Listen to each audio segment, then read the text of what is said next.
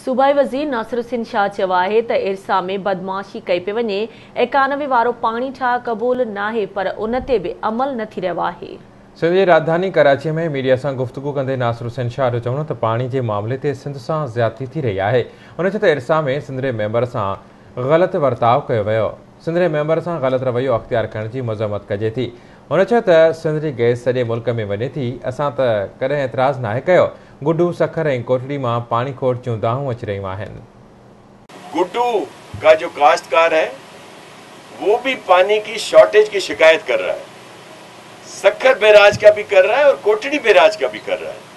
तो ये सूरत हाल है और इसमें इस तरह के बयानात चीफ मिनिस्टर साहब जो है पंजाब के, उनके आना या फिर जो इरसा में एक तरह से बदमाशी की जाती है, जो हमारे मेंबर हैं उनको गलत अल्फाज कहे गए, उनकी तरफ बुक फेंकी गई और एक नाजेबा इस तरह के कलमात और उनसे रवैया जो है नामुनासिब रखा गया, तो इसकी भी हम शदीद मजम्मत करते हैं। देखें, अगर वो चीफ मिनिस्टर साहब जिस तरह चांडियो साहब ने कहा कि वो कह रहे हैं कि जी पानी आता है, तो हम देखें इस तरह गैस यहाँ से जाती है, पूरा पोर्ट की जितनी चीज़ें हैं यहाँ से तरसीलात जाती हैं, लेकिन हमने कभी इस तरह की बात नहीं की।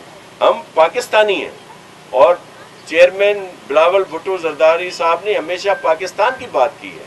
तो ये क्या मंतक है पीटीआई की हुकूमत की कि जी पानी हमारे सूबे से जाता है तो हम उसको जहाँ जैसे चाहें इस्तेमाल करें? ये बिल्कुल गलत बात है, गैर आइनी है, गैर कानूनी है और गैर इखलाकी है।